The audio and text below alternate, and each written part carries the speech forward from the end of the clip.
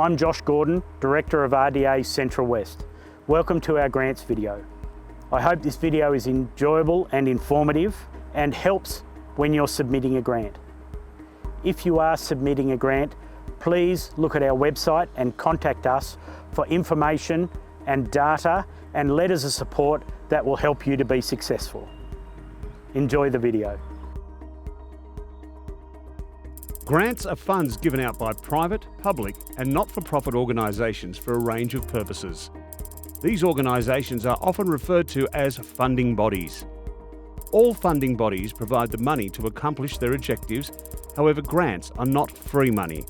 They are payments that do not have to be repaid provided they are utilised for a specific purpose as outlined in your application. Grants are often highly competitive and require a particular skill to complete effectively, which we are going to teach you throughout this video. Every organisation that gives grant money has a purpose. The better you understand that purpose, the better your chance of getting some of the funding. Government grants are awarded for the purpose of satisfying a greater need, often one which helps society. Grants can be awarded to stimulate innovation in manufacturing, develop new products, revitalise struggling communities, or support cutting-edge research. Charles Sturt University has the Community University Partnerships grants, known as CUP grants, and they are administered from my division, which is external engagement, community engagement, and their grants of up to $1,000 for community-based organisations. So we get a lot of schools and sporting groups and creative artistic groups applying for grants. As I said, just up to $1,000. So they're not terribly difficult to apply for, but we still need to really understand what the project is and how it's justified and how it's going to help the community. And it's because Charles Sturt University, we're an educational institution, but we're also very much here for our communities. So we want to support the communities that we are based in across regional New South Wales. In the CUP grants, which are, as I said, smaller grants, there are much bigger grants that you get in government agencies, but in these ones I find, it's things like just not being succinct about what it is you're asking for. So we really need people to say, this is the project and this is why we really need this money and we've thought about what the money's for. So waffling on is a problem because we really need to understand. And also basic things like spelling errors and things like that. It's not a make or break, but you do have to think about putting a bit of effort, showing that you've put effort into your application. And I'd also say not really thinking about, even though it's a small amount of money, showing us that you have thought about exactly what that money needs to be spent on. Not just saying, oh, well, we're a sporting group and we'd like $1,000.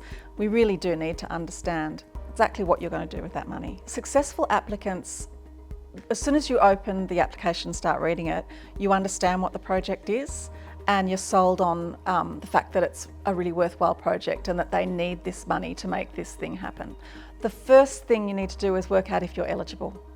Just first thing, am I eligible for this? Because people spend a lot of time looking into grants and they sort of failed that first step. Am I eligible? And then, what is the criteria and what is this grant sort of for? So I think that, that's a really important step. So it doesn't have to be glamorous, but it has to be really well defined and justified. So have that elevator pitch. You've got to expand on it later, but right at the beginning have a name for your project, and within that first paragraph say what it is, why it's justified and how much you want. So not so much wow, but really have your elevator pitch.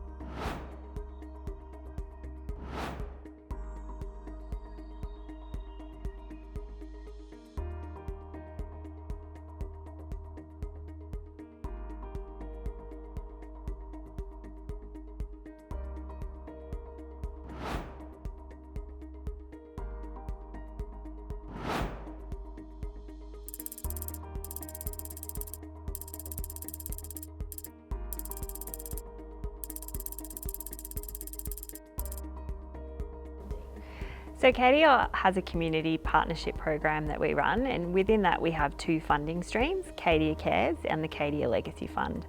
So for KDA Cares, we have grants of up to $20,000 and they're generally smaller projects that focus on really enhancing the local community. The KDA Legacy Fund focuses on larger projects, so the funding available there is for $20,000 to $250,000. Those projects really need to show strategic alignment to key stakeholder plans, and the real aim of that is to leave a legacy in the local community in the future. I think one of the biggest mistakes that applicants make is that they don't tend to answer the questions, and so when we read it, we really don't get a good understanding of what their project is and what they're trying to achieve. Successful applicants, I think, really give us a good understanding of what their project is, but also back that up through really demonstrating the need in the community and how that project is going to help build the community and help a large range of people. My top 3 tips would be, number 1 would be to read the eligibility criteria. We see a lot of grants that come in that projects just don't meet the criteria, and people spend a lot of time and effort. It's never easy to pull a grant application together, so really read that criteria. Make sure you understand what the objectives of the funding program are, and make sure that you're eligible.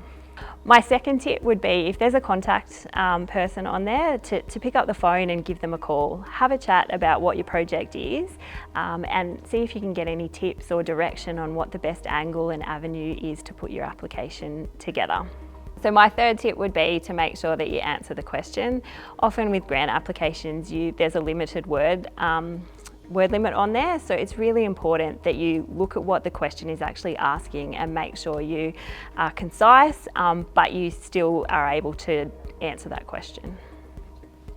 Yeah, so some things that I think our committee really looks for value in is the inclusion of some data, so basically backing up the story they're telling in terms of why a project is needed. If they have some data that they've pulled from surveys or community reports, those sorts of things, that also really helps demonstrate why a project is needed. Letters of support are also really valuable because they again show that the community is really supportive of this project and it's going to help fulfil a need. So in addition to our local KDA grant funding, Newcrest globally also has a fund called the Newcrest Sustainability Fund. So we look for projects in our local region as well that may fall into that eligibility criteria. So that program really focuses on alignment to the Sustainable Development Goals. A high-quality application takes time, research and planning. Do not underestimate the time it takes to submit a successful grant application. The amount of commitment required is usually proportionate to the size of the funds you are seeking. To stand out from the crowd, you need to ensure you meet all eligibility criteria. Applications that do not meet all criteria are never considered. Understand where your project fits within your local community, town, region, industry sector, the state or nation. Discuss your project with relevant stakeholders to gain insight, support and refine the project scope to ensure it fits with regional priorities. Have a detailed budget demonstrating where every dollar will be spent. Know you have the capacity to deliver the project and be able to demonstrate this capability. So the grant that we received is called the ARIF, and it will benefit our organisation by being able to provide workshops and things like that will help innovators and entrepreneurs in the area develop their skills, also grow. It also help the whole community with the bigger companies in town with being more innovative. And so we're looking forward to providing that. Yeah, that's right. I mean, this grant is very much aligned to what we do as an organisation anyway. So the idea is that it puts that on steroids. So we have a mission to support the development of business and entrepreneurship and innovation in the region. And this funding will help us deliver that to more people wider. So it'll help promote the services that we deliver more broadly. And it will also really help us firm up our business as an entity ourselves as upstairs. It sort of helps underpin what we do as well. So it helps both externally and internally. Time. Yeah, the time crunch. Yeah. you know, you've got to fit this in what is already a full agenda. So you know, Bree and I spent a fair bit of time early sort of workshopping and thinking about how, and then I had to step out completely, and you took it on with the grant writer, didn't you? Yeah, it was so much help having an actual grant writer involved. But yeah, it's a lot of time, makes it quite difficult. But luckily it was a pretty easy process. It's just time consuming. Well, you're the newbie in the process. Yeah. What did you think of it? Yeah, being my first government grant that I've applied for, it takes a lot of research and a lot of understanding to really understand what the grant is asking for. But once you understand that, it's a really easy process. It's all there in the document, and there's so many ways that you can get assistance from the government, and it really helps. But also getting a grant writer helped a lot. Well, it helps you with like your goals. Like if that obviously finance can, like money, it makes it really hard. Sometimes you really need that extra cash to get things going, and a grant just really helps that process. It also makes you look at what you want, what you're proposing, and really solidify what your goals are with your program. Yeah, I think the process of applying for a grant always forces you to reflect on what your objectives are and what you're actually trying to achieve. And just, you know, I always think that you want to write a grant that you really want to get. You know, chasing the money never works in my opinion. You want to end up in a position where you go, I'd really like this money because it's exactly what I want to do. And to that extent, it shouldn't matter if you don't get the money, because you've done all this work and thinking that will carry into something else, another opportunity or a commercial thing or something around that. You know, the process itself should be worthwhile because you've thought and you've planned and you've considered, and it's that classic not in your business but on your business thing. You know, grant writing can actually force you to stop the moving parts, step up, have a look, evaluate what you're trying to do, and then plan towards it. So if you get the money, great. If you don't, it hasn't been a lost opportunity. I think I've sat on a few grant assessment panels over the years, and the biggest thing I think is the most simple. It's just answer the question. Like and little things like, you know, describe your project. Our project's really important because we're going to, no. Describe your project. You know, what will you do? Like, and it makes it really hard for the assessor when you're just wading through tens or hundreds of these things, and when people haven't answered the question, it's just so frustrating. And they stand out to you when you get a grant that actually concisely, considerably answers the question. Then you think, oh, these guys have got it together, and you feel confident as the grant assessment panel. You've got to imagine that the person you're speaking to has a lot of this stuff, they're flat out, and you want to make their job as easy as possible. You just want to give them the comfort to know, oh, that money's in safe hands. So that would be the first major tip, is like really answer the question. Be, you know, quality is much better than quantity when it comes to text. If you can say it in fewer words, do it. But just put that time into thinking and planning and having a good, you know, the mechanics of what the grant are going to be used for need to be right. You know, we put a lot of thought into flowcharts and, you know, how is this actually going to deliver? How is it going to work? You know, follow through that detail. If you get that thinking right, then the writing is much easier, and you can actually translate much more clearly to the grant assessment panel what it is that you're actually trying to do. A critical part of any application is to define the need. That is, why is this project important for your community or organisation? Why do you need this funding? We recommend that you use research and data to support your ideas. Being able to quote quality research makes your application credible. Demonstrate community need. Are there any community surveys, consultations or plans that mention the need for your project? If time permits, you should survey key stakeholders or hold a focus group to gather feedback and support. Organise letters of support. Do not underestimate the power of including letters of support. These can be from community leaders, business groups and other stakeholders. RDA can offer letters of support and assist in providing data to support your application. Review key regional plans to determine how your project fits into the broad strategic direction of government. This is crucial if you're applying for a government grant. About 3 years ago, prior to my becoming involved with the Chamber, they submitted a grant application under the Bushfire Local Economy Recovery Funds. They secured around 530. Now, in their first year, they weren't claiming GST, but in the second year, they started claiming. So the figure will be a little bit higher than that. We have delivered most of the projects. We've only got one to go, which has been extended through to November this year. The grant was applied for to reinvigorate the Chamber, which only had historically around 20 to 30 members, and to bring economic benefit and reinvigorate what is a transition in the economy. Lithgow is moving away from coal, less to do with climate change, more to do with the reality that any mineral has a finite life, or any resource it's mined. So the coal mines will reach the end of their productive lives in about 20 years. Power plant will cease to operate in 20 years. And that means there'll be a big void in the community. This is about trying to reinvigorate and kickstart a lot of activities. So the grant had a number of options. One was startups.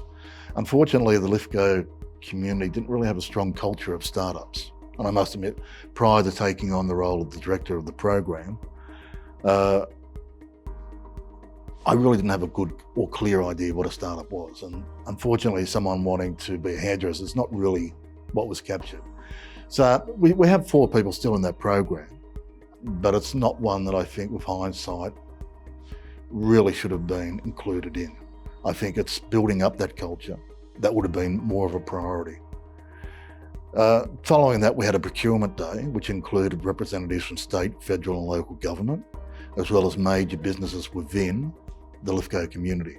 And the purpose of that was to brief local businesses on the purchasing processes of all the levels of government, as well as local businesses, particularly the large ones. We had probably around 200 people in attendance at that. We had a number of tier 1 businesses from the construction industry, particularly roads, with the potential for locals to be engaged with construction of the highway upgrades at Hartley. We had capabilities, group their capabilities in New South Wales or Australia. Basically, yeah, that was that one. Following on from that, we reignited business awards, which hadn't occurred in Lithgow for about 15 to 20 years. That was really successful. We sold out. We had winners. We actually worked in cooperation with Business New South Wales. So the awards were judged externally to Lithgow. In the past, all awards were judged internally, which their credibility left a lot to be desired. And it was interesting on the night watching people's reactions. We had only one company nominate for the large employer. They did not win. There were a lot of sniggers in the room, well, they're the only ones, they're gonna get it. Well, they didn't. And that was a conscious decision. And they got highly commended. It's very difficult to award someone first place if they got no competition. That didn't preclude them progressing to the Central West Business Awards because the standard of their application was extremely high. But in terms of integrity, it's very important to set those sort of parameters. You want the awards to be valued by the business community, not just to be seen as a ticker box exercise or my mates say we've got it. That's not what it's about. Once it has credibility, then it should be able to stand on its own. And we'll be running the business awards again this year. We will be launching them in another 2 weeks. This year, we've added a slightly one different one, which will be a popular vote. So the community can choose a business they see as being a good player in the town or exceptional service. But the rest will follow along the lines of Business New South Wales, and the winners will progress to the Central West Awards and then progress from there further if they're successful. Well, one of the things that I forgot to mention was earlier this year, we did a business and lifestyle expo. Now, through the grant, we had $120,000 on marketing. So we're able to promote the expo extensively throughout the greater Sydney area. So we had large panels on Sydney Rail, Sydney buses, advertised on Smooth FM, and we did targeted advertising through Channel 9 streaming services. So it was quite an extensive campaign, as well as local radio and targeted Facebook advertising. So that raised the profile, and that got about 3,000 people. So in terms of changing public perception of Lithgow, the grant outside of the Lithgow area, the grant has been very successful, allowing us to put out a different perception of Lithgow, what the opportunities are. We've actually created a website to support that expo. We'll be keeping that website live for 5 years and working with it to encourage investors to the Lithgow area.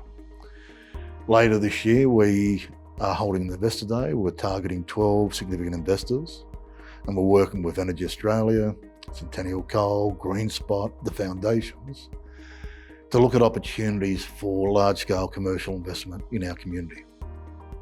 And GreenSpot have just signed a deal with Shell to construct a massive battery, and we'll work off that and leverage off that with Shell to try and attract significant investors to our community. Because we're only within a 2-hour drive of Sydney, so it's a good location for certain businesses to relocate to. In preparing a grant, I think groups and organisations need to understand their capacity. They need to understand the limitations. You also need to look at basic project management. How are you going to make it happen? What are the procedures, policies, governance that you need in place? You need all that in place before you get the grant. It's no good just applying for the grant and then playing catch up. We've done that, and it's not very productive. You need to get in early, work out what capacity you have, what the skills you've got within the organisation. And if you do need in the grant to, say, allow for a contractor or an employee, then you need to ensure that you get the best possible advice. So you either prepare a very good contract for the contractor or one for the employee. And that needs to be a very tight contract with performance targets, performance issues, reviews, and definitely not provide someone with a contract for 2 years when it's grant funded and the grant money comes out every 3 or 4 months. You need to ensure that your contracts reflect the reality of the grant. Unfortunately, we had a contract which was for the full length of the period. Now, if at any time the grant had been cut, we were still liable for that contract. So that needs to be looked at and be taken very seriously. The governance, how you do your purchasing. Once you get a grant, you get a significant grant, all of a sudden everyone wants to get their cut. Now you need to make sure that your community or your group understands the purpose of the grant and that you have policies in place that ensure a transparent purchasing process. So you may actually give members a slight advantage. Councils do this, or a number of councils do it with purchasing policies. But at the end of the day, you want the best value. But you should be trying to target local businesses. It's not jobs for the mates. It's getting the best value in and the best products. And if that can't be done locally, then you've got to go outside the area. Successful grant applications are outcome-focused. Quantifying and detailing projected outcomes are where you go in with determination and proof to show just how your project or program will benefit the community you've defined. Outcomes measure success. Grant providers are seeking to maximise outcomes and benefits for the community from their dollars. They want to know what impact their money will have. Put yourself in the shoes of the grant assessor. Who would you choose and why? You'd choose the applicant who has done their research, showed capability to bring the project or program to life, provided supporting data, attached letters of support from relevant parties, and has demonstrated the wonderful impact your project will have on the community. Remember, your outcomes should be supported by research and data. RDA Central West can help you with data modelling and projections.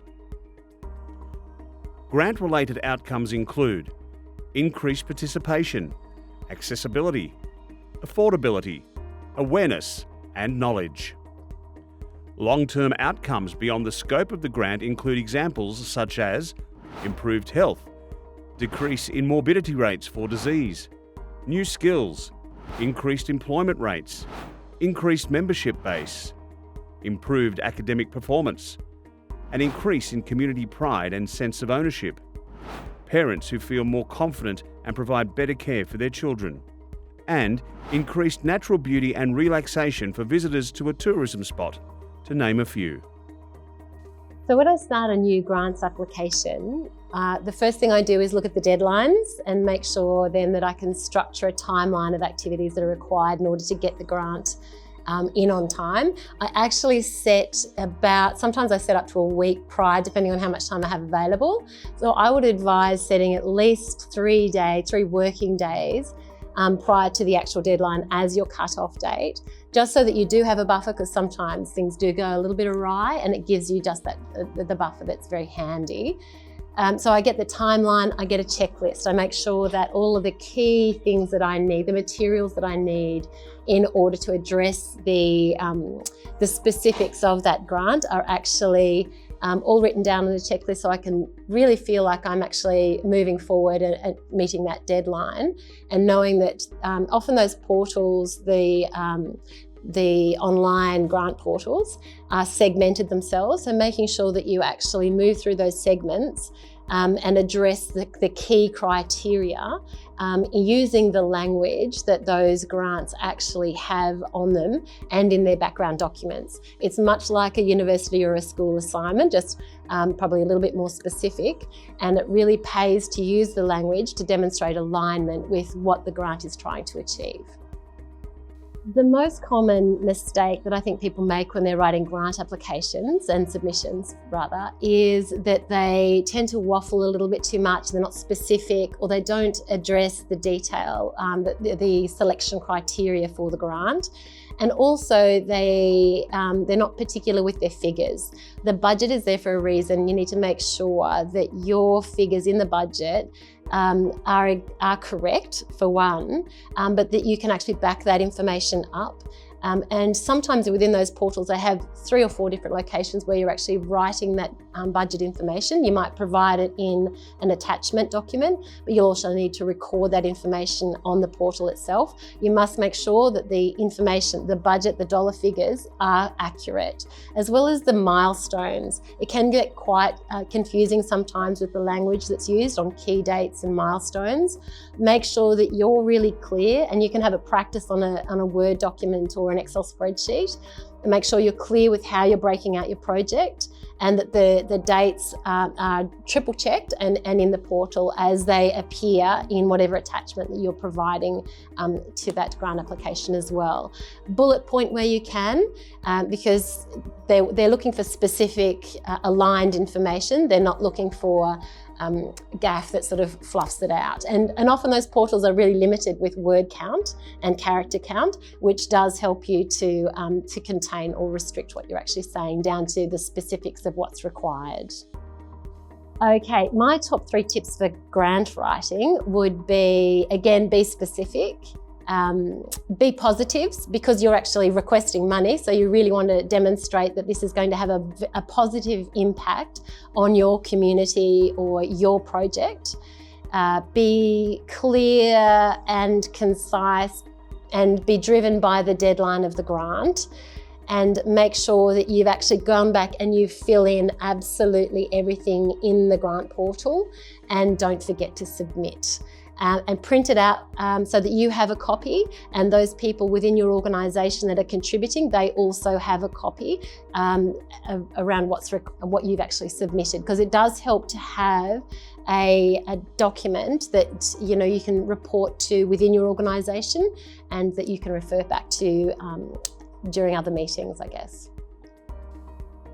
Okay, applicants can get a competitive edge over other applicants with grant applications by being consistent in the way they refer to their project, using a project title that actually is relevant and very easy to grasp, being really clear in the introductory statement around the positive impact of the project itself. And again, being really clear, because if you have set out your application so that it's clear what it is you're gaining, what's contributing and what the outcomes are going to be, then you're setting yourself apart just in the clarity of the submission. I think also if you have a very clear list of information that you're providing, the support documentation is really clear and obviously really useful. There's no point just adding documents in there that have no relevance to the project. I would really strongly suggest that you use a professional for those services or that information that you may not be across and not confident providing. I use a friend of mine who's fantastic with data analysis, and that's not my strong point. So it's fantastic to be able to go to someone who can do research that's very niched and who can interpret data in a way that I can't. I really recommend that if that's not your forte to do something like that, then you get someone and understand the value that you get out of contracting someone to do something like that to support your application.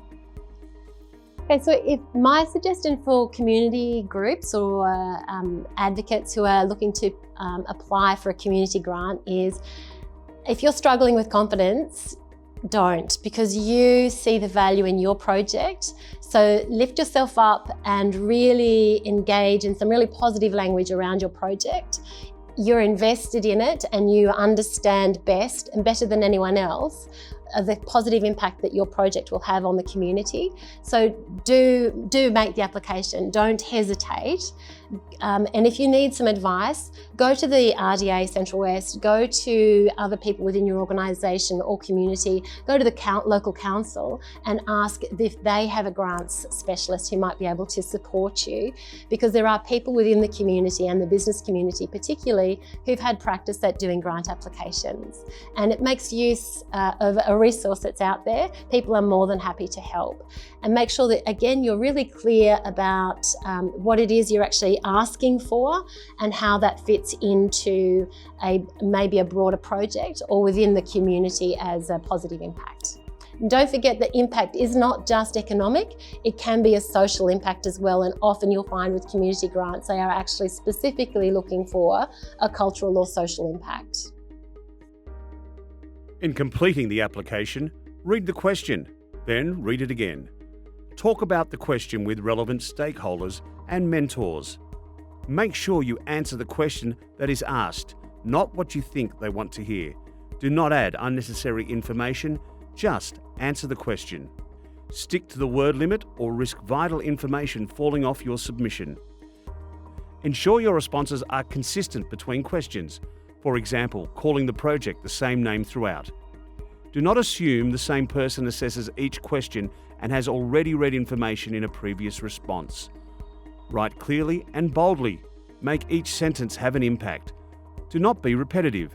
Each sentence is valuable in convincing the assessor that you are the winning applicant. So I was the Manager of Economic Development at Bathurst Regional Council for a number of years. So I worked on lots of different grant applications during my time. So a number of those were to do with economic infrastructure and also community infrastructure as well, and also state and federal government grants and also commercial sector grants as well. So it was a very broad range of grants that I worked across over my career. I think grants provide a wonderful opportunity to access funding for projects that otherwise wouldn't actually occur. So in terms of looking at federal and state government grant funding and collaborating with state and federal government. And also, there's some great opportunities to really progress partnerships with particular organisations through the use of grant funding, developing relationships with all levels of government and also the commercial sector. So I think grants are a wonderful way of being able to fund all of those projects that necessarily couldn't occur without the backing of those additional funding sources. I have some really good case study examples of where supporting documentation and also reaching out and working with partners has really helped to get grants across the line. And I can't really stress enough of the importance of reaching out to partners and getting letters of support, especially with not only organisations that are directly involved in that project, but also those who are impacted by that particular economic or community project. So I think that really bringing those partners on board, whether that is through a letter of support, or it could be even getting support from them with the actual writing of the application itself, I think is really important to get those different views incorporated. I mean, when you look at Regional Development Australia, we actually provide letters of support as well for organisations who are looking to have that additional backing or evidence to support why their project should be funded. So RDA are very involved in doing that. And there's also other partners as well, such as your local business enterprise centre, who can also help you with not only creating or getting advice around grant applications, but also letters of support.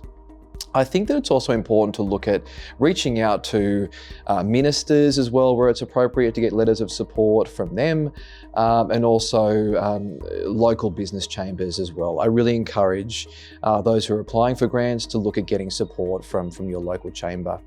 I'm a strong believer that you learn a lot more from failures than you do from successes. And for myself, of course, like many others, I've done many grant applications during my time that have not been successful, and I've learned so much from that.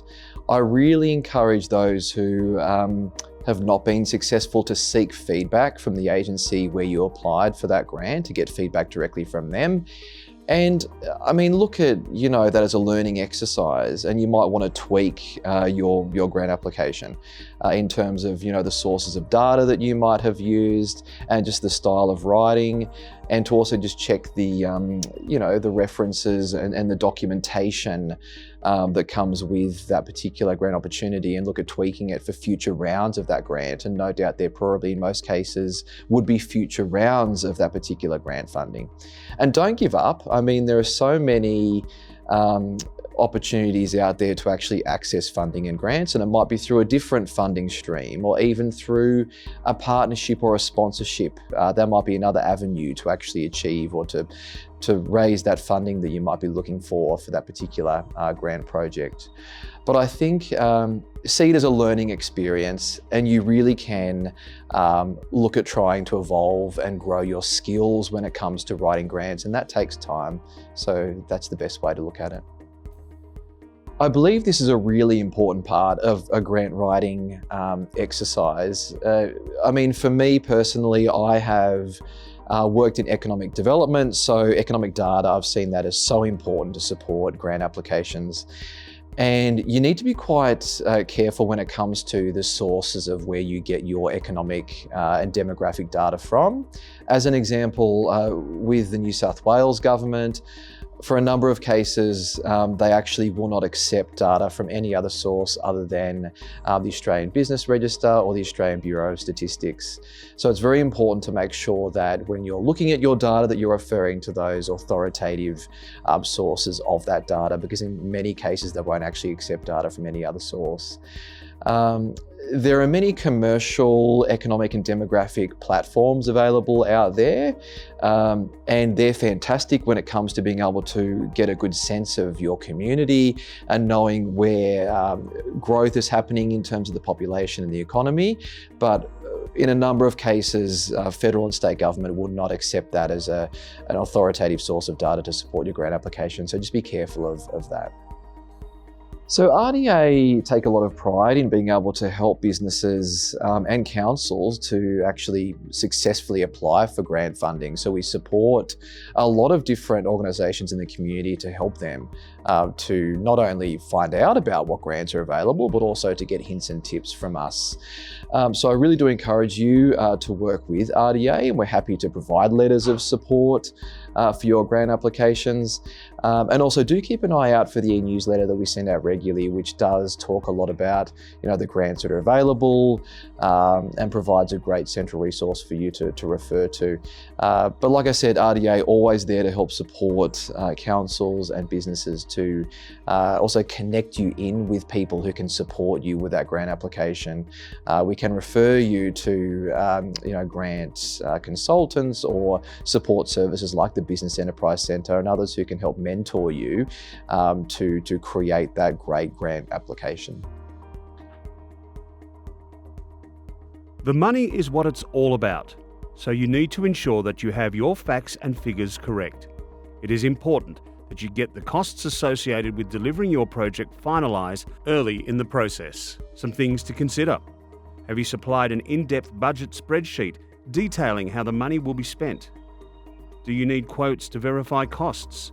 Quotes demonstrate research and financial capability. Are your costs inclusive or exclusive of GST? Small details matter. Do you have any co-funding committed to this project, and do you have this in writing? Partial funding is common in grant funding allocation. Can you break your project into parts to allow the funding organisation to commit to some of your project? This may not be the ideal outcome you want, but it's still a win. In-kind support.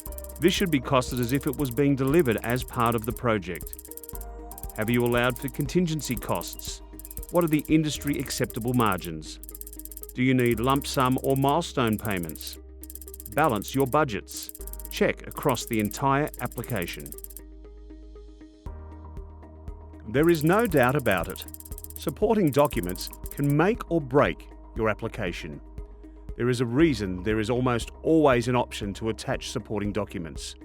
Your competitors are attaching compelling supporting documents, so you need to as well. Examples of supporting documents include letters of support. Letters of support provide credibility and support for the project within the community. Gather as many as you can from key stakeholders and ensure that your letters don't all read the same. Business case. Some larger projects require a business case. If you require a business case, start early. They're often long and detailed documents requiring input from many stakeholders. If you can afford some graphic design to set this out professionally, go for it. Good design can sell your project. Economic assets. Larger projects may require a cost-benefit analysis or economic impact assessment. You may need to engage someone to complete this if you do not have the capability. Regional Development Australia is here to help. Photos, maps and diagrams. A picture really is worth 1,000 words. The grant assessor may not know anything about your project or community. Maps and photos can bring your project to life. Annual reports and financial statements. Subcontractor agreements. If the application is being submitted from more than one organisation, you may need to provide evidence about the arrangements regarding subcontractors and partnerships. Co-funding agreements. If you've already received funding for your project, you may need to show letters or documents to show the funds committed. CVs. The experience or expertise of key people involved in the project is often required, or can be a great way to show that those involved have the capability to deliver. Evaluation is critical. It is important that you are able to assess how your project will meet the stated outcomes and objectives. As part of the application grant process, you'll be asked how you will evaluate the success of the project. Methods for measuring effectiveness of your project include collecting qualitative and quantitative data, questionnaires, informal and formal interviews, focus groups, testimonials, observations, and journal entries. Do not leave your submission until the last minute. Proofread all documents, including the application, thoroughly. Allow time to get someone who is unfamiliar with the project to read the documents and see if they are sold. Make sure your budget adds up and ensure you have attached all mandatory documents. RDA Central West is here to help you in looking for grants and preparing applications. We can help with finding the correct grant, economic development tools such as data modelling, community tools such as data insights, letters of support, reviewing your application, advocacy. Thank you for taking the time to learn about grant writing. Grants can be life-changing for applicants and their organisations. We encourage you to get started on finding a grant you are eligible for and to give it your best shot. We are here to help, and you can visit our website, and we look forward to assisting you. rdacentralwest.org.au